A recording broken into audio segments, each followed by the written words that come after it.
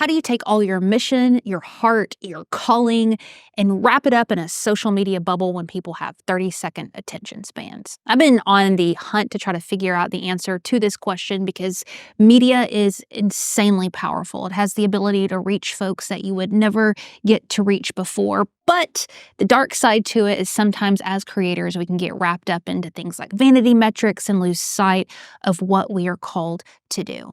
I ran across Nicky Saunders the other day when I was doing some research on my content and ran across her show and loved not only her tactical advice for growing and nurturing a social media following, but also how she's been able to infuse mission and heart into every single piece. Not only is she growing her own platform, educating folks on growth strategies, AI tools, etc., but she also runs social media accounts of some of your favorite leaders. In this conversation, you're going to hear how Nicky's able to take big pieces of content and know which ones are the most impactful to reshare, how she's able to have extreme focus and make space for the muse, and how she approaches big topics like calling and mission in these super weird platforms like Instagram and TikTok. This, my friends, is the one and only Nicky Saunders.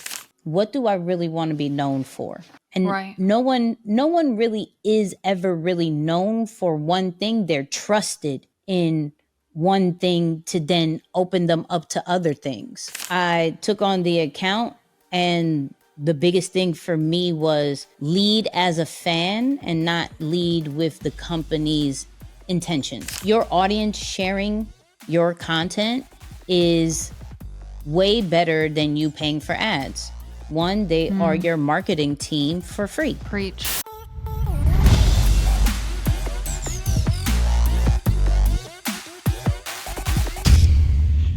Y'all listen. So today's guest I ran across when I was doing my ideation, my research, going through tons of interviews and content for my own stuff, and ran across your show, Nicky, and then followed you on Instagram. Obviously, you have a lot of tactical knowledge. You know what you're doing, but I loved your vibe and how I felt like I knew you without knowing you. I think you're doing social really, really well when you can infuse the human part to it. And I'm just so pumped to get to talk to you. I have a lot of tactical questions. I can geek out on social all day long. But Nicky, thank you for joining us. Thanks for taking time out of your busy, busy day. No, thank you for the invite. I'm excited about this convo. You say you got mad questions. Like I was telling you before, I'm an open book when asked. You know what I mean? When so asked. If you got the questions. Yeah, when asked. So right. You got the questions, I got the answers. We good. Let's go. So let's start just for a holistic view of you. You were in the Navy for a minute, right? Yeah, 9 years. 9 years. So what made you want to join the Navy, and what kind of led you out of it? So I'm a very spontaneous person, right? So the thing was, I lived in New York, right? I was in kind of a crossroads of what to do. I didn't want my mom to spend for college, and then I wanted to travel. So the only thing that I saw that was dope for that was the Navy. And then like 2 weeks later, I was gone, right? Dang. Didn't really think that out, right? I didn't pick a job. You're supposed to pick a job in the Navy. Mm-hmm. Didn't do that. So I was like undesignated. So I was like doing all the trash jobs until I figured out to be in IT. Once I figured out to be in IT, it was game over. Loved what I did. And then I was done with the politics. That's really what it was. That's real. Like, yeah. A lot of people were like, yo, why don't you stay for the 20? You're almost there. No, I was not. 9 years. And then to think about 11 more years, that sounded long. So I was just done with the politics. I felt like there was more out there for me. So I got out, got a regular IT job at a bank before I got into really getting into what I'm doing now. And me doing that was dope, but for a lot of reasons, I feel like I just had to, like I was starting over. Like when you go into the military, you learn amazing things, and I'm who I am because of that. But it is two different worlds. So when you get out, you're like, oh, I could have been doing this a long time ago. Totally. Like I feel like I don't know, it was weird, but it was an experience. It gave me my work ethic of what I have right now. And it was dope. It was dope. Now, were you on a boat? Did you travel out of the Mhm. country and stuff? Oh Dang. yeah. I hit 20 countries before I was 23. Yeah. I'm assuming, tell me if I'm wrong on this. I'm assuming that would just like totally change your worldview, your perspective and stuff. Cause I mean, I didn't start traveling until I was, mid 20s, early 30s. And I felt like I was living in a freaking ass bubble. And when I started seeing some stuff, I'm like, oh, I'm wrong about a lot.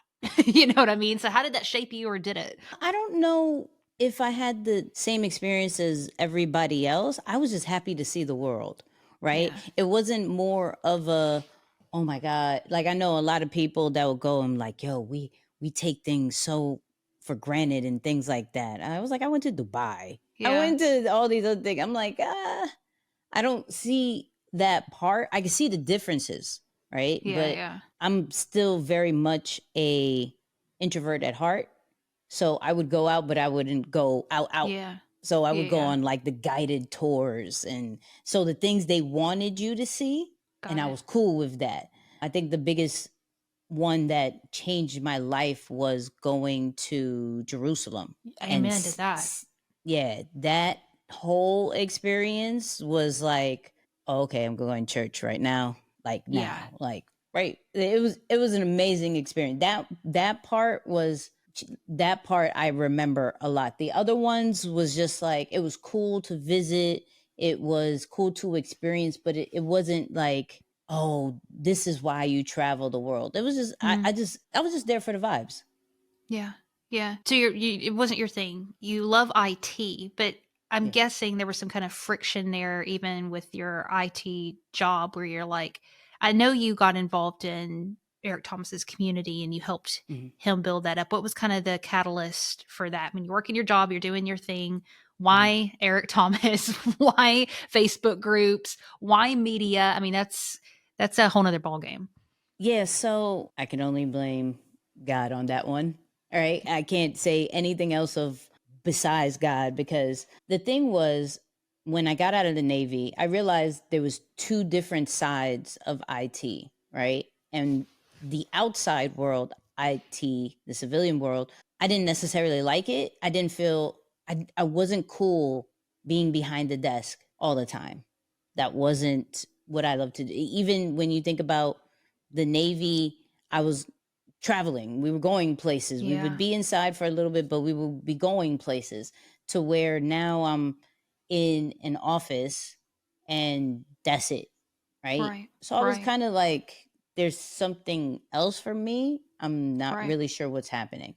So I started watching YouTube videos That'll get you. and, hmm? I'll tell you, I said watching YouTube videos will get you. Oh, Like, listen, YouTube has to be the best creation in this world. I seriously. promise you.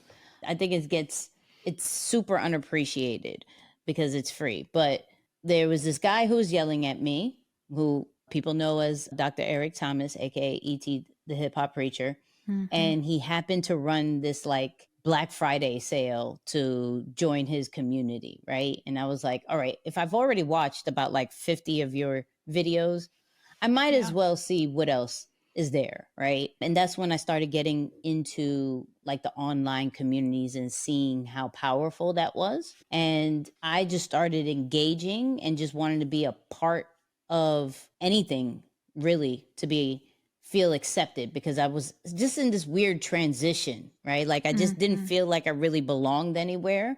Mm. And with that community and going to the different events, I figured what I wanted to do, which was like create content and something with social media. I wouldn't say necessarily like managing the account and everything like that was my thing.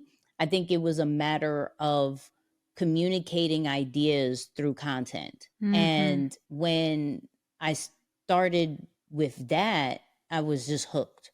But the online community way of things was very intriguing because it just brought everybody from all different places into Totally. one spot and just, hey, I like this. Where you at with this? And the accountability. So it was something that was life changing that was so simple as far as a Facebook group at the time. Yeah. And Yeah. the group of people inside of that Facebook group really changed my life. I'm glad you're saying this because media obviously gets a really bad rap. Social gets a really bad rap. There's also another side to it where you just alluded this idea of it being a home for you who Mm-hmm. kind of felt like, what's next for me? You found your community. You wouldn't have found those folks without YouTube, right? And I mean, I had the same experience. It absolutely changed my life. I was exposed to one type of living, one type of mindset. And when I ran across people on YouTube and podcasts, I was like, damn, I can literally change the course of my life. And it was through the exposure of that. So I think it's really important to highlight the impact that media can have. I'm curious before I start kind of getting into the weeds with some stuff. Prior to running across him, were you into personal development, entrepreneurship? Was that like your first exposure to that world? Or were you kind of Yeah. already in that vein? It was? No, that was the very first thing I've Yeah. ever heard of. I was a shout out to my mom, like go to school, get a job, Yeah. retire. That's always been my father. Once I figured out what entrepreneurship was, clearly is one because he's a truck driver, right? He owns his Mm-hmm. own truck. So in my head, I never put two and two together as far as, oh, he has his own business, this, that, and third. It was one of those like he has a job, but he owns it. It just Yeah. I didn't look at him like that. Once I got into, watching E and his videos, then looking at Inky Johnson and then all these Yep. other personal development situations and started reading books because I was not a reader. I promise you, I was not that. Now I read books all the time. It's It'll the get you. weirdest I thing. tell you, it's a rabbit hole. Yeah, it's the crazy. I'm reading deep work now, just trying to catch up on Mm, all the great things, right? yeah. But once I got into that, I realized how much it's needed. Especially, like I said, I'm an introvert, so I'm closed in my own world.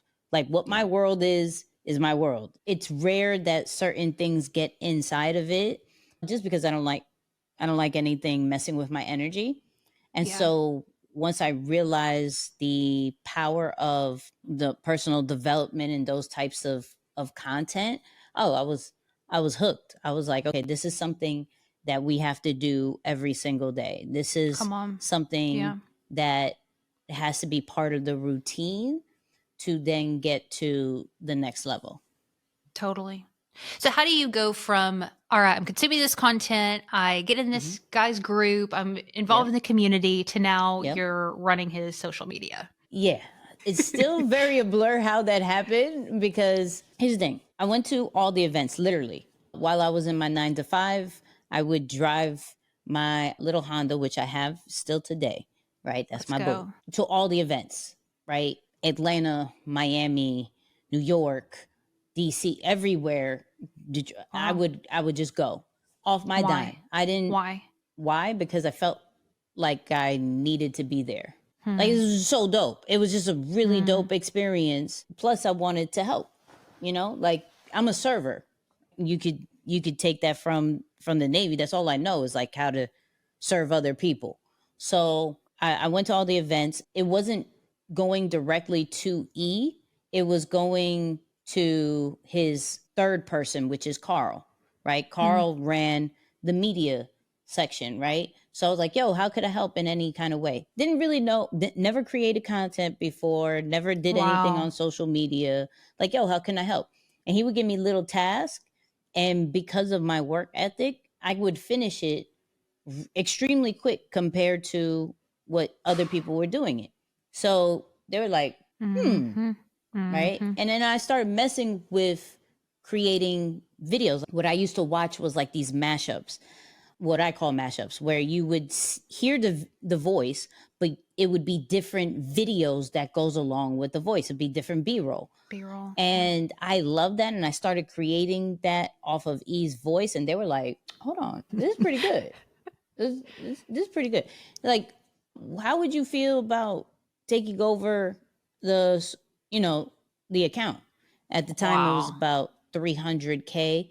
And I was like, sure, I'm not going to say no. Like, I was willing to try anything because I'm big on, I don't know what I don't know. Like, I don't know if I do like it. I don't know if I don't like it. Right.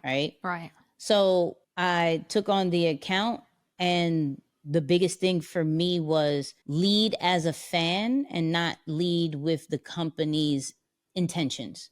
Right. What do you mean? What was missing was a fan's touch, like being there for the people. They would promote their events, and like any other social media account, we'll give you a few pieces of content, but then we're promoting everything that we need you to do. And I was like, they're really here for your bars. Like, we want to hear the motivational stuff. So I just started cutting up like 20 seconds here, 30 seconds here, nothing major. And it was exactly what the audience wanted. And the account grew quickly after that change of like giving exactly what the audience wants. Damn. So you said a minute ago, and I've heard you say it in other interviews, it sounds like your gift, like you said, is communicating ideas visually, which to me seems like it would have to be very instinctual. Like that is a creative nudge. And I'm curious if you're able to teach that or if we can cultivate that, because here's the dealio is like, we like, "Bleh, this is all the stuff I love and I'm passionate about and all the things I'm going to do in the world." And what ends up happening is the curation piece sometimes get lost where we think we're giving value and we're really not. And so for you to be able to come in and be able to select those specific pieces and just not any B-roll, but certain B-roll and it hitting at the right time. I mean, again, that's an instinctual thing, but is that something that can be taught? I do believe to an extent it can be, right? Because you're looking at data. So for instance, I think YouTube is the easiest hack to see what content is working. Meaning, if you're posting YouTube videos and you go into your analytics and you see certain spikes on like the graph of where people are watching, those are parts you want to cut up, not whatever you feel is going to work. That makes so much sense. Yeah, it shows like people are watching these parts. Like when there's a dip, don't do that one. They're not interested, right? If there is a part that you know can get people's attention and you're not so sure it's going to work, that's probably going to work. Hands down. Why? And the reason why I say that is because we overthink. Oh boy. So if we sit here and say, I think this is going to work, but I don't know, your first instinct was fine. It'll probably work. You see what I'm saying? I could bet you've put out some content and you didn't think it was going to work. It was probably a throwaway, or you're like, yo, I got to do something real quick. And it works all the time. The ones that you put hours on never really work. So I go more on the, let's say you say something for about 5 minutes. What was the part that you remembered the most?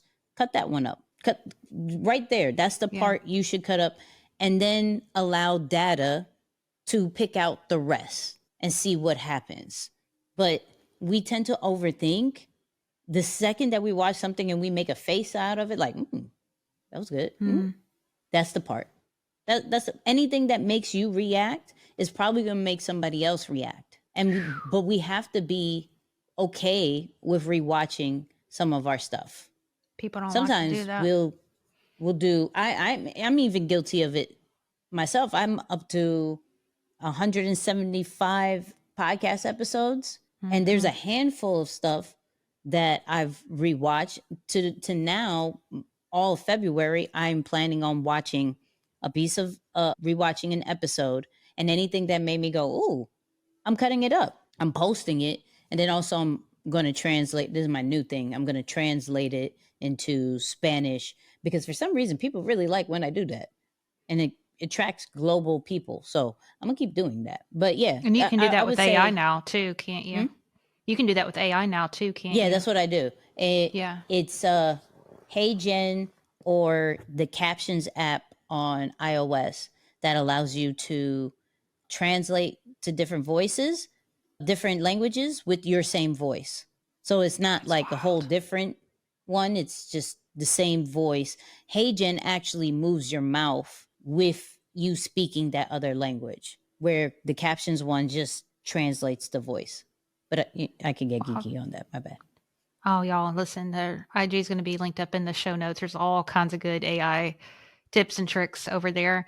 I'm curious, I don't know how long ago, how many years ago this was that you started, posting the B-roll with the motivational Mm-hmm. clips and stuff. I feel like a lot of people now are doing B-roll with Mm. voiceover and just something that's just not hitting. And I'm curious why you think that is. Like you see the same yellow captions on things and the same B-roll that doesn't match with the dude in the suit and all of that. Why did it hit with y'all and it doesn't hit with other people? It wasn't really seen before, and now it's Okay. seen everywhere.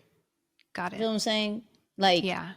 it was a new way of storytelling, and we were intrigued. We were locked in. Now everybody's doing it, and we're not intrigued no more. You got to do something different Mhm. to really catch our attention. Hence why simplicity is starting to take over again. We're literally just taking your phone and just talking to it, maybe changing the background a few times, but it literally just be you and a mic is starting to really take over again, because we're tired of the fast cuts, the graphics, the sound effects, the captions, and because everybody's Yeah. doing it. And it's actually not really relatable. We can't duplicate that.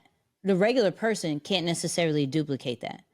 The reason why organic content, where it's just like grabbing your phone and talking to it, or just simple storytelling, is because we feel like that's reachable. Like you're Yeah. one of us, that you're Yeah. actually at the spot that we were chilling at, you're on the couch with me, and things like that. And when you create relatable content, people are locked in. They're like, Mm. "Oh, okay, I'm with that." But when you're doing the overly highly produced content, though they work at certain times, to only put that out is starting to not work, and creators have to make a quick shift on how do we make things simple. Same story, but how do we make simple so people can lock in and consume the content? Oh my goodness. So you're literally describing me and everything I'm doing wrong in my life right now. So check this Why? out. So no. So you want to talk about consistency. People are like, oh, be consistent.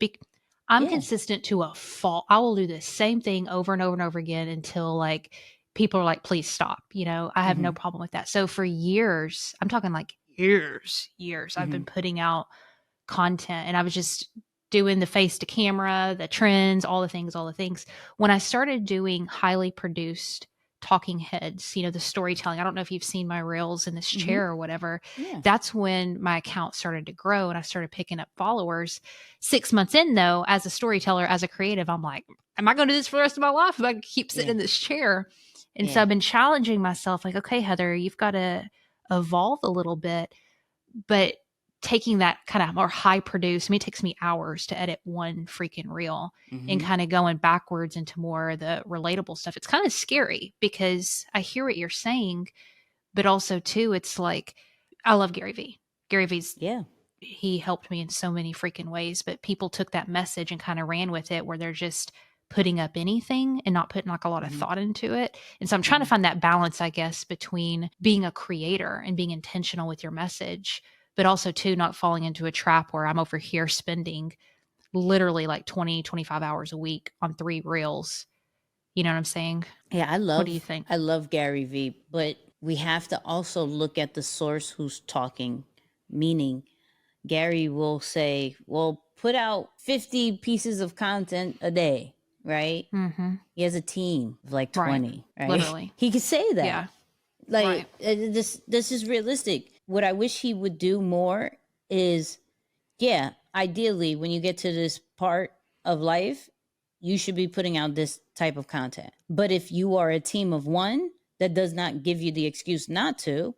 You should be at least putting out one or two and repurposing out on other platforms, Yeah. and just making it a ladder instead of go all in, or you're not really serious about it, right? Yeah. Because Yeah. people have to start off by themselves. Then they may get an editor. Maybe they get some, like a team, and things like that. They'll hire videographers and editors, randomly depending on the events that they have to do or the situations that they have to do. So it's a leveling up. This is why I'm not a fan of some of these social media people and content creator people, because they will make it very unrealistic and only speak on the level that they're in right now, to where they have to remember when they started. Now with That's Gary, good. I don't even know if he ever started without a team. So in giving him some type of grace, this is his truth. But there's other people that you have to look at and be like, I know you didn't always look like this. This is why I appreciate the people like Mr. Beast. Yeah. Even though his content is not, like, people duplicate it, try to duplicate it all the time. It's just not sustainable. It costs millions of dollars to do. Yeah. Right? Yeah. But you could see his whole journey of when he was just in the crib doing videos, when it was just him. He explains, hey, your first 100 videos are not going to get any views. It's going to be trash when you take this serious, right? And so you got to figure out, like, your situation and be consistent with your situation, but also be flexible with trying new things, right? I go with this formula called PLAY, right? So it's platform, leverage, audience, and you. Okay. So pick the platform that you want to be on. Try to understand it as much as you can. Leverage the features that is giving you brand awareness, right? So if we're talking about Instagram, it's Reels. If we're talking about YouTube, if you want to get more subs, that's probably going to be Shorts. LinkedIn is going to be the articles, things like that. Leverage the features. Also leverage your skills and experiences, right? Because people want to gain some type of value from your content. Then go on the audience wave, which is, what does the audience want? What does your insight say that your audience is liking, that is engaging? Create that type of content. Then create content you want to create, knowing that that'll probably give you some low numbers, but it still gives a reflection of who you are. And so you don't always feel like you have to work for the platform or work for the audience only. You're still getting to express who you are, what you want to be known for in that area. So it'll cover everything. It'll cover what the audience want, not what the platform wants, and leveraging what they are putting out. It'll allow you to create for the audience and what they want and why they're here, and then it allows you to be you. So that's how I always look at things. Insights. What is the most underutilized insight that we have in Instagram specifically that you look at that people don't pay enough attention to? I think it's the saves, to be honest with you. The saves is something that's very underutilized and kind of not really looked at. I look at it more because people find that valuable. Like, they're waiting. They save that to see it later. They watched it a few times. They know how dope this is. I need to save this so I can get reminded by this, or go over this, or watch this again, take notes on it, share it with somebody later, whatever it is. This is showing you the true value of your content. Which one really people find value of. The shares are cool, right? We always want to do shareable content, and that's like my number 2 situation, right? Because what is hitting somebody that they feel like they have to share it with everybody in the world? What is that? You want to create more of that, because that's your audience. Sharing your content is way better than you paying for ads. One, they are your marketing team for free. Preach. So you want to study the shares, because they're giving you the brand awareness, right? But the saves, for me, is showing that this is working, showing that you find value. So, like, because that's an engagement thing that people can't see. They can't see the like. They can't, like, they can see the like, they can see the Yeah. comment, they can see the views. They can't see when somebody saves it, but That's you can. interesting. It could give you some kind of hope when you're like, man, this is not working. Well, see how many people save your stuff. You'll be surprised. That's a good word. I'm curious. We didn't touch yet on you working with Inky Johnson. I just Mhm. heard him speak for the first time a few months So ago, and I good. was blown away. I love ET, obviously, but man, thinking about working with folks like that, I'm assuming, you tell me if I'm wrong. I don't know, testing stuff would be a little interesting because when you're dealing with a lot of people who follow these folks on these accounts, they have a brand, they have a reputation. I feel like sometimes it's a little easier to test stuff when you're, smaller and in hiding. But then when you Mhm. actually have a brand, walk with me through the mindset with testing when you have something to lose, I guess. Because I know there are some Mhm. folks I follow, who I've talked to, who have established brands, followings, and are a little bit nervous to play a little Mhm. bit because we know X is working. Why do we deviate from that? But also, too, you don't want to get stuck in kind of like where I'm at right now, where I feel stuck in my chair. You know what I'm saying? And Yeah. I need to experiment more. So, what's your philosophy with that? So the world of social media is always changing, right? Yes. And I look at some of the older influencers as far as like before social media time, right? And once they got on social media, you just saw the same type of content over and over again. Yeah. And their core audience appreciates it because it's that nostalgic feeling, Hmm. but that's about it.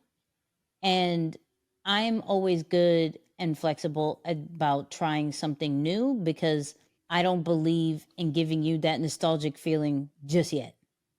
You feel me? Like Yeah. I I'm okay with, okay, I'm gonna put this out. It may not do great numbers, but it will give me data to see if we should can continue or not.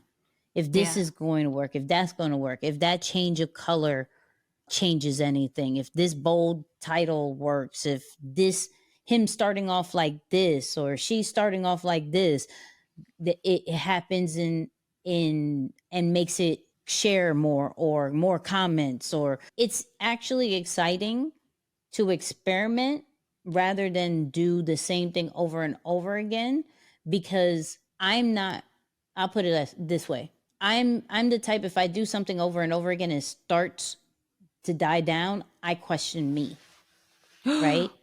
Why? I'm just that way. I'm like, yo, y'all don't like me no more. Like, y'all been liking this. Why? Yeah, y'all don't like me no more. What's happening? Got it. Got it.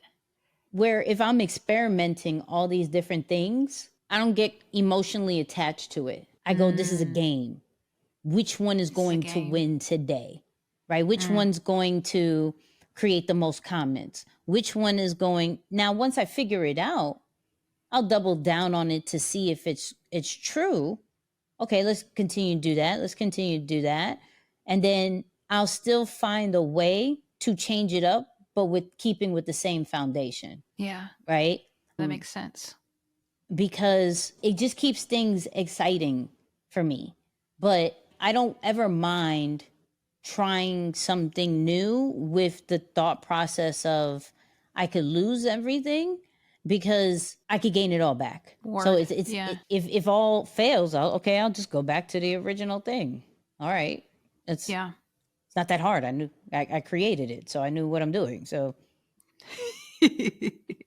I love that. I'm going to ask you. We're going to kind of go a little deep here, if that's yeah. okay. One thing I'm noticing, I have that still, that still small voice that we all have, that creative nudge, the muse, God, whatever you want to call it, just Mm-hmm. that thing. And it's interesting because I've been trying to nurture that a little bit more lately. I love the tools, I love the hacks, I Mm-hmm. love the tips, but like you always say, those are just tools, right? Those aren't the main Yeah. thing. And so getting really still, getting outside, paying more attention to my intuition, something I'm trying to nurture, slash also keeping my head in the game of trends and what's going on. And Mm-hmm. I'm like you, I work online 24/7. And so it's been this interesting balance between keeping your head in the game and staying relevant, and also to nurturing that still small voice and that magic that Mm-hmm. comes from God, that comes from source, that comes outside of you. And I'm Mm-hmm. curious, when you're, I mean, this is your whole life. All these counts, you're running your own content, all this stuff. It's so noisy, it's so loud. How do you make space for that quiet so you can kind of hear that nudge of like, hey, clip that part. Hey, try this. Hey, here's a new idea. So I give you two answers because there's a new thing that I'm doing now. But one, I'm big on self-care, right? Okay. I can only perform in a high level when I'm good, right? And I am a creator that can get in the way of myself very quickly, right? Mm, Mentally. yeah. So I'm big on meditation. I'm big on not answering any kind of phone calls before 12, doing any type of work before 12. I'm a night owl. So Okay. I don't necessarily go to bed till, well, lately, like 5, 6. So that's crazy. Yeah. AM? Yeah. But I Oh, sleep. no. I That's sleep. I morning. sleep 6 to 7 hours. So Okay. yes. Okay. Before anybody is like, oh my God. And I'm like, no. I sleep. I have a sleep Okay. number app to prove to you. So I keep to myself, and I learn something new every single day, and I document it, Mm. right? Just to stay on my toes. You document it. Yeah. Notion is my favorite thing in the world. Okay. Notion is everything that I learn. I create a Notion page of it. If I'm watching Wow. something, a new Notion page is created, and I'm writing the notes because I Wow. I don't want to rely on my mind to Yeah. remember. Right? Yeah. Somebody told me this, and it always hit me. It was like and I'm paraphrasing, like, but your brain was never meant for storage. Like, it was meant Mm. for ideas. It was meant to go, but it wasn't meant for storage. And then, of course, like with the history of my family, we have like Alzheimer's and dementia and things like that. Mm. So I'm big on like what I learn, I got to dish it out, right? So I learn something new, I document it every day, I meditate. But now, and this is going to sound super techie, and I don't care. So I got the Vision Pro, right? And The I've been glasses? big, yeah. So Okay. I've been big on it as far as productivity, right? I stay in there for, let's say, 2 hours. I do two things. Front of my desk, I'll change the environment so I'm like in a sandy beach or something, right? And Oh, I'll wow. work just dedicated to the screen that I have up and the notes that I have up, whatever the focus is. Then I'll get out of it. I'll take a break real quick, and then I'll go downstairs and then change the environment. So I'll be now on top of a mountain, and I'll do work in that kind of way because I'm very big on, I don't necessarily want to, and this may be the introvert in me, I'm cool with that. I don't necessarily feel like I always have to travel to recharge. I don't Mm. necessarily have to get away to regroup and everything because that means when I come back, I'm still going to feel the same way. I'd rather find different tactics and different strategies to make me like the area that I'm in right now, whether it's through tech, whether it's through, like, I have a recharge room with the northern lights and everything like that. So I'll go in there just to regroup, and then I'll come back out and I'm like, okay, we're great. But taking those breaks and taking that focus time, my goal is to only work 4 hours a day. I After love that. reading that Dan Coe book, The Art of Focus, such a I good didn't book, by read the that. way. Yeah, you just such a, like, listen to audiobook. That I listen to that man and I feel smarter just listening to him. I don't even have to know what he says. He says I'm like, yeah, Yeah. we're great. We're amazing. But that's how I'm able to kind of still work in the way that I work, is that I just Hmm. take care of myself and I make sure my mind is clear and focused to pay attention to those things. Do you believe in like a muse? Like, spirituality, anything like that? Like when it comes to creativity, I'm just curious. Oh, listen, I'm huge on that. I believe our ideas come from God. Like you're given idea for a reason, not just Mm, cuz like you're an idea person or anything like that. Like we're given it for a reason to serve the people. And so it's our jobs to execute on it. And if not, that idea can go to somebody else and who may preach. not do it as well as you can. So I believe that we're here to serve only specific people, even though I know a lot of people are like, I want to reach the masses. You reach the Yeah. masses when you reach the people who you were meant to be, meant to talk to. You feel me? So like Yes. each Yes. brand, each niche is there to talk to a certain group of people, certain age group. Now it's their job to get it outside of the world, to get it to the masses. But your job is, and your purpose is to speak to those people and serve those people with your solution of whether you are a fashion designer, whether you're a podcaster, whether you are a mathematician. You are there to serve those people, and those people are going to get so much value from you because you are so dedicated to that that Yeah. the world knows about you. So yeah, I'm big. Like me and God, we have a great relationship. Even though like I was born Catholic, and I'm definitely not the ideal Catholic because of my sexuality and things like that.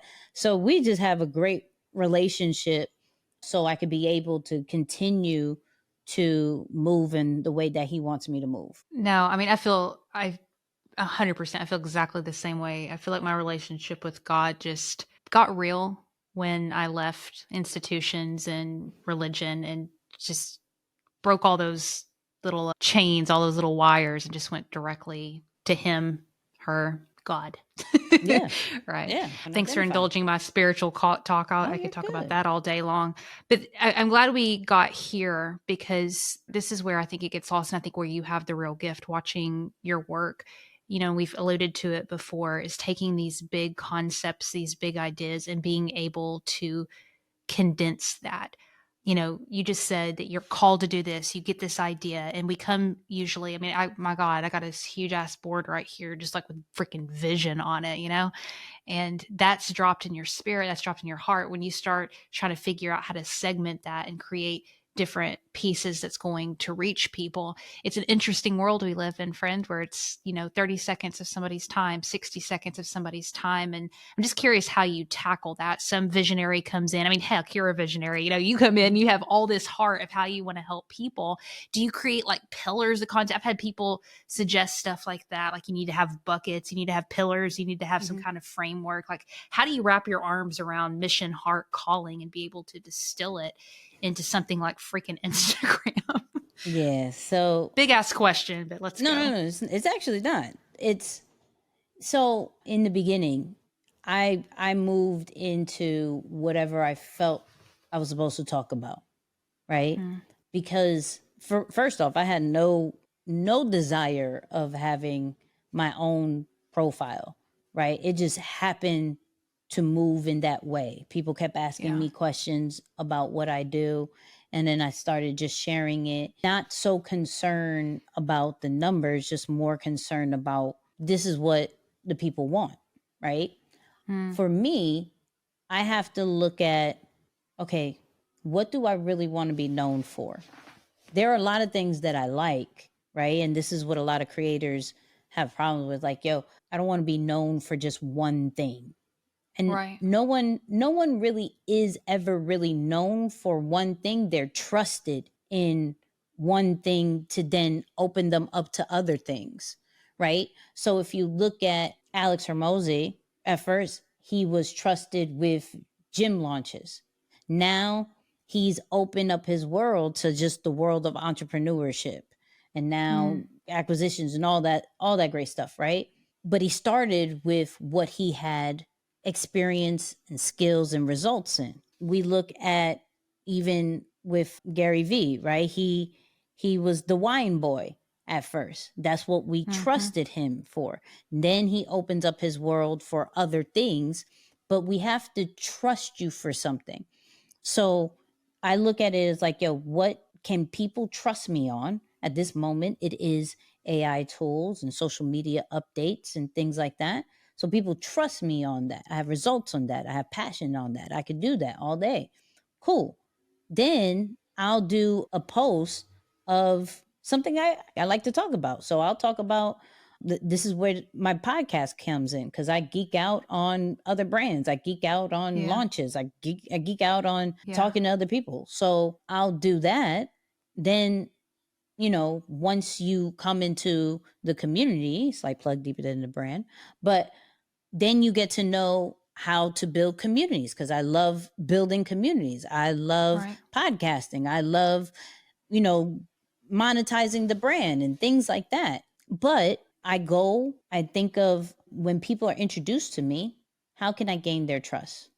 I can't gain their trust if I am talking about one thing, showing another thing. Oh, I feel this just came to my spirit doing it.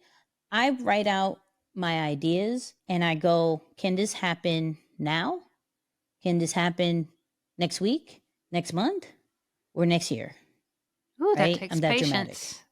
Yeah, That takes I'm that patience, dramatic. though. It does. It does. If it's so dying in my heart, I have to look at what is happening and who will it affect. Will it affect me and give me any type of stress? Will it affect my team? And will it cause them any type of stress if we move right now? Will it confuse in any kind of way of my audience? Like, we could get into, from a content standpoint, that makes sense, but we do the same thing when it comes to our products and services. We get a new idea and we create, this new idea, but we never double down on the one that we were supposed to do, right? Oh, I feel convicted. That's good. So going, like, I'm gonna go back and forth with it, because with content, we have already been given the data and our insights of what works, but we continue to create new things because we just don't want to do that one thing that we know that works over and over again, right? Same thing with products and services. There's one thing that works, but it's not necessarily giving us the results that we think we deserve. And so we continue to create all these different products and services, all these different types of content, when all we have to do is just double down and make sure we are educating the people about this particular thing. Not everybody knew what a Nike was. Right. They had to educate. Not everybody knew what an Apple was, but they had to go educate, right? One of the biggest things, I think it was the Apple Watch, when it first dropped, they announced it and they didn't release it until probably like a year later. And in between time, they were just educating the people. Wow. And so all you saw was the watch. So you can get it, so you can understand it, so you can, when it eventually comes out, cool, I need to grab that. It's the same thing with our content, is that we have to continuously show up and put out these particular pieces of content so people can associate that content with us, that name, that topic with us, that style with us. If not, then it kind of goes like you're just part of the crowd. So it goes, now we, like I said, we could experiment, but what are those main pieces of things that people could trust you on? And then what are some things that you just want to test out? Right. And so you can still feel whole in that it's your platform and not a job, because a lot of people feel like social media is a job and a task, where it's really just a reflection of who you are and who you need to serve. Lord Jesus, y'all. This is so good. This is so good. Listen, I just am so freaking grateful I got to spend this time with you. It's just a freaking selfish treat to be able to reach out to folks I admire on social and them actually say yes and get to pick their brain and me ask them probing questions about their life. I have a final question for you that I ask all our guests, but you have your community, your podcast, your Instagram is just packed full of knowledge. I mean, just tip after tip after tip after tip. But where would you like to direct our listeners to? Get to know me. So you get to know me on my Instagram At This Is Okay. Nicky's, Nicky with an S. Get to know me first, right? If you like long form content, right? If you don't like the short form content, go on my YouTube. I got a YouTube, Nicky Saunders, or go on the podcast, Nicky and Moose. You know what I mean? Just get to know me It's first. really I'm not good. going to be like, buy this, buy that, blah, blah, blah, blah. Right, Get to right. know me. Then we could create a relationship further down the road. But I just want y'all to know me. I love that. All that'll be linked in the show notes. Last question I've been asking folks lately, what is something you are deeply questioning right now that you do not have the answer to? Something you are just lost on. And I mean, it could be like, how the hell do I turn on these Apple goggle things, whatever. It could be something deep like, where is God when natural disaster happens? I mean, it could be anything, but just this season of your life, what's something that you're really wrestling with? And the reason we ask this is we all have questions. We're all wrestling with something, and that's part of the human process. It's actually a gift. So, what are you wrestling with, Nicky? What are you questioning right now? I don't know if wrestling is the word for me, but I've been very intrigued by this work life balance situation, right? Okay. I'm recently engaged. And Congrats. so the thought of, okay, I have to transition into work life balance. Because for me, I love what I do. So I don't Yeah. necessarily feel like it's work. A lot of Yeah. people who know me call me a workaholic. I don't look at it like that because I'm like, I really enjoy I creating. I get that. really enjoy being a geek and researching and think I watch I get that. documentaries and like I'm just Yeah. that geek, right? Yeah. And so it's funny because on Threads, I put out this just long join of just like realizing that is it really such thing as a balance or is it learning how to integrate, right? It's not Preach. picking one or the other and Yeah. separating those times and things like that. It's more of how do we integrate both of them, because when we look at an Oprah, when we look at a Jay-Z, when we look like a Elon Musk and things like that, weird names to put together, but follow me. It is more of they've integrated this life Mm. of family, of personal, of Yeah. work, and it just Yeah. all coincides. And so I've been really figuring out what that kind of looks like and what is true focus without distraction in a world of distractions. God, that's So, good. yeah. That's good. I love that. Integrating. Listen, thank you for joining us today. This was absolutely incredible.